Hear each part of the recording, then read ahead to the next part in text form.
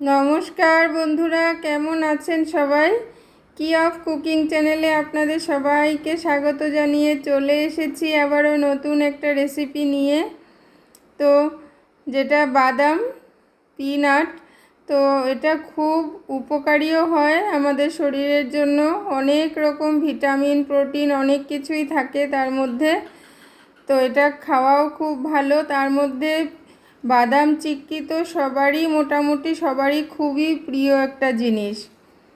তো আজকে আমি বাদাম চিক্কি তৈরি করব, দেখতে থাকুন, সঙ্গে থাকুন। তো প্রথমেই আমি মেজারিং কাপে 1 কাপ নিয়ে নিয়েছি বাদাম, কাঁচা বাদাম। এটাকে আমি রোস্ট করে নিচ্ছি। আর একদিকে একটা থালে আমি একটু অয়েল গ্রিস করে নিচ্ছি, কারণ এই গ্রিস করাটার পরে আর সময় হয় না, এটা প্রথমেই করে নিতে হয়। তো খুব ভালো করে রোস্ট করে আমি বাদামটাকে নামিয়ে নিয়ে আমি চিনি দিয়ে দিলাম। 1 কাপ থেকে সামান্য একটু কম, এখানে মোটা দানার চিনি তাই একটু কম নিয়েছি। আর ছোট দানার চিনি হলে সমান সমান পরিমাণেই নিতে হবে।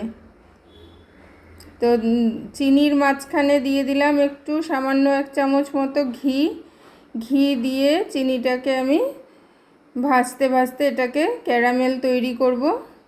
তো দেখুন কালারটা চেঞ্জ হয়েই গেছে।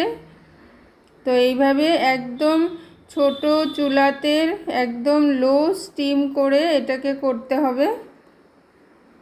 তো যতক্ষণ না পর্যন্ত দানাগুলো সম্পূর্ণ মিলে যায় ততক্ষণ পর্যন্ত এটাকে নাড়তে হবে। তো আমার দেখানো রেসিপিটা যদি ভালো লাগে তো অবশ্যই লাইক, শেয়ার আর সাবস্ক্রাইব করে সব সময় আমার সঙ্গে থাকুন। তো মোটামুটি গলে যাচ্ছে। বাচ্চারাও পড়তে পড়তে কিছু না কিছু খেতে চায় পড়তে বসলে। তো এইগুলো মাঝে মাঝে একটু ওদের হাতে দিলে পড়ার ইন্টারেস্টটাও বেড়ে যায়। তো দিয়ে দিলাম আমি রোস্ট করা বাদামগুলো। আমি বাদামের খোসাগুলো, লাল খোসাটা ফেলে দিই নেই। যদি আপনাদের ইচ্ছা হয় রোস্ট করার পরে ওটাকে আপনারা সরিয়ে দিতে পারেন। তো এখন খুব স্পিডের হাতে এটাকে করতে হবে, নয়তো এটা জমাট বেঁধে যাবে। তো আমি স্প্যাচুলা দিয়ে করে নিচ্ছি। তারপরে একটা ছোট বাটি নিয়ে বাটির নিচের পোর্শনে আমি একটু ঘি লাগিয়ে নিয়ে বাটিটা দিয়েও আমি এটাকে সমান করে নিব।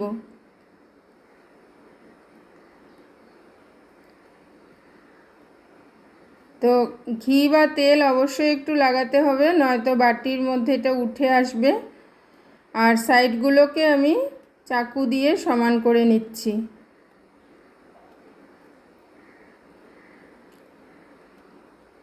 তো বাদামের খোসাটা আমি ফেলি নাই, তার জন্য বাদামের খোসাটা স্কিনের জন্য খুব ভালো আর প্রচুর পরিমাণে প্রোটিনও থাকে, তাই আমি ফেলে দিই নাই খোসাটাকে। তো হালকা গরম থাকতে থাকতে এইভাবে একটু চাকু দিয়ে কেটে দিতে হবে, তবে গিয়ে এটা শুকিয়ে গেলে সুন্দরভাবে বিস্কিটের মতো ভেঙে ভেঙে আসবে। একটু চাকুটাকে প্রেস করতে হয় যদি টাইট হয়ে যায়। তো এইভাবে করে আমি 15-20 মিনিটের জন্য রেখে দিব। তো 15-20 মিনিট হয়ে গেছে। তো দেখুন সুন্দরভাবে উঠে আসছে এগুলো।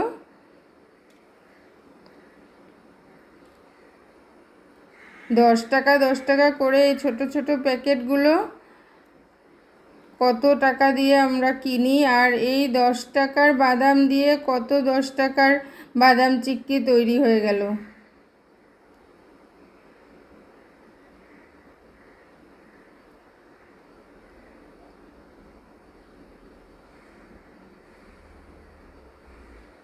খুব টেস্টি হয়। বাজারের কেনাগুলোতে তো ঘির গন্ধ থাকে না, এখানে যেহেতু ক্যারামেল করার সময় ঘি দিয়েছি, সুন্দর খাওয়ার সময় একটা মিষ্টি ভাবের সঙ্গে ঘিয়েরও সুন্দর একটা গন্ধ থাকে। তো আমার এগুলো হয়ে গেছে, সুন্দরভাবে উঠে গেছে। তো আমি আশা করব আপনারা অবশ্যই একবার বাড়িতে বানাবেন। তো আজকের জন্য এখানেই থ্যাংক ইউ।